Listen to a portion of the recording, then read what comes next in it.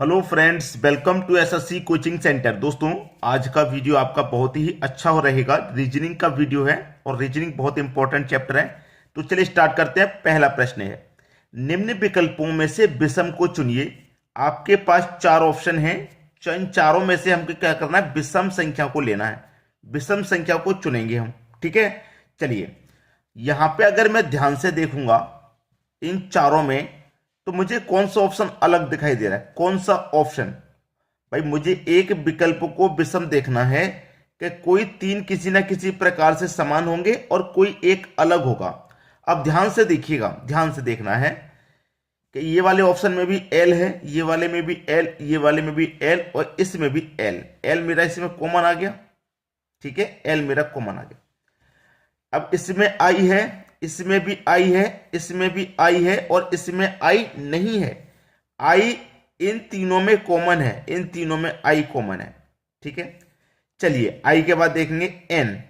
N यहां पे भी, यहां पे भी, यहां पे भी और यहां पे भी एन है। ठीक है, अब ई इसमें भी है, ई इसमें भी है, ई इसमें भी है, ई इसमें भी है, सब में ई है।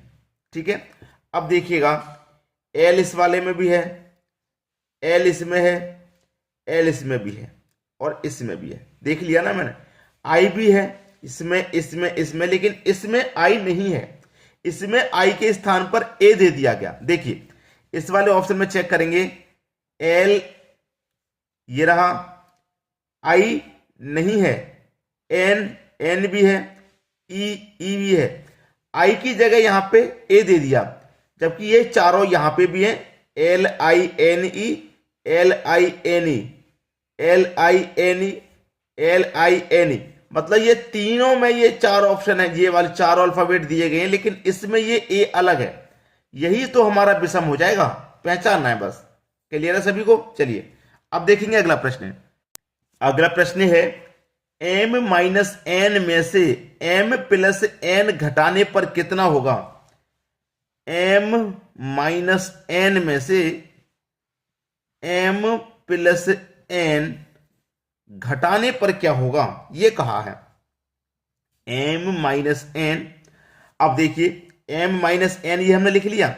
अब देखिए माइनस का m है, ये माइनस का गुना इसमें होगा अंदर, तो माइनस का m, और माइनस का गुना प्लस में होगा तो माइनस, प्लस का गुना माइनस ही रहेगा तो माइनस का n। ठीक है, अब देखिए प्लस का m माइनस का m कट गया, माइनस का n माइनस का n, तो माइनस का 2n हो गया। हो गया कि नहीं? बस प्रश्न खत्म, माइनस का 2n। ये आपका बिल्कुल सही जवाब। अब देखेंगे अगला प्रश्न। अगला प्रश्न है, लुप्त संख्या क्या है? यहां पे चार संख्या है, 594, 198, 66 और ये रहा x। इसी x का मान हमको पता करना है क्या है। इन चार ऑप्शन में से कोई एक होगा। देखिएगा ये जो मेरे पास 594 है, कितना? 594। इसमें क्या करूं मैं? 3 से डिवाइड दे दूं, कितनी बार में जाएगा? 3 एक कम 3, 2 बचेगा 29। ठीक है, 29 हो गया। 3 निमे का 27, 29 में 27 कट गया, 2 बचेगा, 2 में 4 लगा देंगे 24, 3 अट्ठे 24। कितनी बार में गया? 198 बार में कटा। यहां पे 198 ही तो दिया गया आपको। अब 198 है ये, इसमें जब मैंने डिवाइड किया तो ये संख्या आ गई। अब इसमें डिवाइड करूंगा 3 से ही, 3 छिंग 18 होगा, 1 बचेगा 18, 3 छिंग 18, 66 बार में गया, यहां 66 दिया गया है। इस संख्या में डिवाइड किया तो ये संख्या मिल गई, और इसमें जब डिवाइड किया तो ये मिल गई। अब इसमें डिवाइड करेंगे तो ये मिलेगी। इसमें मतलब 66 में क्या करेंगे? डिवाइड करेंगे 3 से ही, तो 3 दूने का 6 और 3 दूने का 6, 22 बार में गया। 22 ये रहा मेरा डी ऑप्शन में, तो ये वाला 22 मुझे मिल गया। इसमें डिवाइड किया तो ये मिली, इसमें डिवाइड किया ये, इसमें डिवाइड किया तो ये मिल गई, आंसर मिल गया। क्लियर है सभी को? अब देखेंगे अगला प्रश्न। अगला प्रश्न है, अखबार जिस तरीके से प्रेस से संबंधित है, कपड़ा उसी तरीके से किससे संबंधित है? दर्जी, वस्त्र, तंतु या मिल? आसान है, सभी को मालूम है कि अखबार कहां पे छपता है, कहां पे बनता है? प्रेस में। उसी तरीके से कपड़ा कहां पे बनता है भैया? कपड़ा मिल में।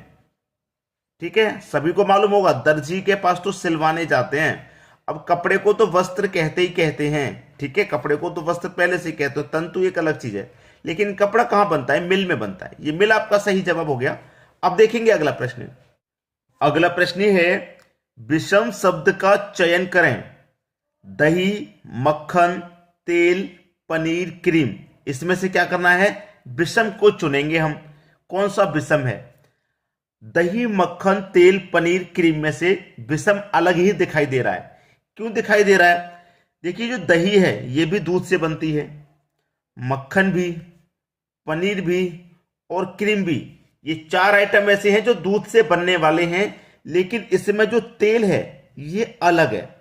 ये तेल जो है ये अलग है, ये दूध से नहीं बनेगा। जबकि दही, मक्खन, पनीर और क्रीम ये दूध से तैयार की जाती हैं। तो तेल इसमें सबसे अलग है, पहले से दिखाई दे रहा है। तो तेल हमारा बिल्कुल सही ऑप्शन हो जाएगा, सी ऑप्शन। तेल बिल्कुल सही जवाब। अब देखेंगे अगला प्रश्न। अगला प्रश्न है, 3,000 रुपए का 10% की वार्षिक दर से 2 वर्ष का कुल चक्रवृद्धि ब्याज कितना होगा?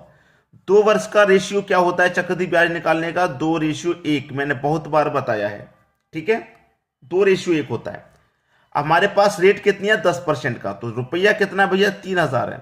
तो 3,000 का 10% हम निकालेंगे, तो 10% का मतलब बटे में 100, 0 से 0 गया, 0 से 0, 300 आ गया। तो पहले वाले रेशियो के ऊपर लिख दो। अब इस 300 का फिर से 10% निकालेंगे, ठीक है। 10% निकालेंगे, परसेंट का मतलब बटे में 100, 0 से 0 गया, 0 से 0, कितना आया? 30 यहां पर रख देंगे अब, ठीक है। 300 का गुना 2 से कर दो, 600 हो जाएगा। 30 का गुना 1 से कर देंगे, 30 हो जाएगा। दोनों को जोड़ देंगे, 600, 630 हो जाएगा। यही क्या हो गया आपका चक्रवृद्धि ब्याज। आसानी से पता किया जा सकता है इस रेशियो वाली ट्रिक से। 630, बी ऑप्शन बिल्कुल सही जवाब। अब देखेंगे अगला प्रश्न। अगला प्रश्न है, वैभव 2 दिन में 10 पूरी, जो वैभव है वो 2 दिन में 10 पूरी तथा सौरभ 1 दिन में 20 पूरी खाता है। सौरभ 1 दिन में 20 पूरी खाता है। वैभव और सौरभ मिलकर 250 पूरियां कितने दिनों में खाएंगे? जब दोनों मिल जाएंगे तो 250 पूरी को कितने दिन में खाएंगे, ये कह रहा है। देखिएगा, वैभव 2 दिन में खा रहा है 10, तो 1 दिन में कितना खाएगा? जो वैभव है वो 2 दिन में 10 खा रहा है, तो 1 दिन में कितना खाएगा? 5 खाएगा कि नहीं? तो 1 दिन का काम निकाल लो। सौरभ की 1 दिन की पूरी 20, वैभव की 1 दिन की 5, दोनों मिलकर के खाएंगे तो 1 दिन में खा लेंगे 25, ठीक है। और खानी कितनी है? दोनों को मिलकर 250 खानी है। जब 1 दिन में 225 खा रहे हैं तो 250 कितने में खा लेंगे भैया? 10 दिन में खा लेंगे कि नहीं खा लेंगे? 10 दिन में खा लेंगे, यानी कि सी ऑप्शन आपका सही जवाब हो गया। अब देखेंगे अगला प्रश्न। अगला प्रश्न है, निम्न श्रृंखला में गलत पद को पहचानिए। एक श्रृंखला सीरीज है, इसमें कोई एक संख्या गलत है, उसी को पहचानना है। देखेंगे ध्यान से। ये क्या है? 3 की पावर 1, ठीक है। ये क्या है? 3 की पावर 2 प्लस 1। ये क्या है? 3 की पावर 3। पहचानते हुए चलिए भाई। 3 की पावर 1 का मान 3, 3 की पावर 2 का मान 9 होता है, लेकिन 10 दिया गया। 3 की पावर 3 का मान 27, वेरी गुड। 4 की पावर 1 का मान 4, 4 की पावर 2 का मान 16, 4 की पावर 3 का मान 64, ठीक है। 5 की पावर 1 का मान 5, 5 की पावर 2 का मान 25 और 5 की पावर 3 का मान 125। सभी संख्या सही है भाई। यहाँ पे 3 की पावर 1, 3 की पावर 2, 3 की पावर 3, 4 की पावर 1, 4 की पावर 2, 4 की पावर 3, 5 की पावर 1, 5 की पावर 2, 5 की पावर, सभी सही है।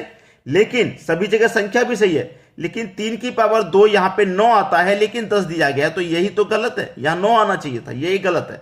बी ऑप्शन आपका सही जवाब है, ये गलत संख्या यहाँ पे, ठीक है। जब 3 का स्क्वायर यहाँ पे 9 आना चाहिए, 10 दे रहे, जबकि यहाँ पे 4 का स्क्वायर बिल्कुल सही है 16 और 5 का स्क्वायर बिल्कुल सही है 25। यहाँ पे तो बढ़ा के नहीं दिया गया, यहाँ पे 1 बढ़ा के दिया गया स्क्वायर में, जबकि यहाँ पे बिल्कुल ठीक दिया गया। तो यही तो गलत हो गया हमारा।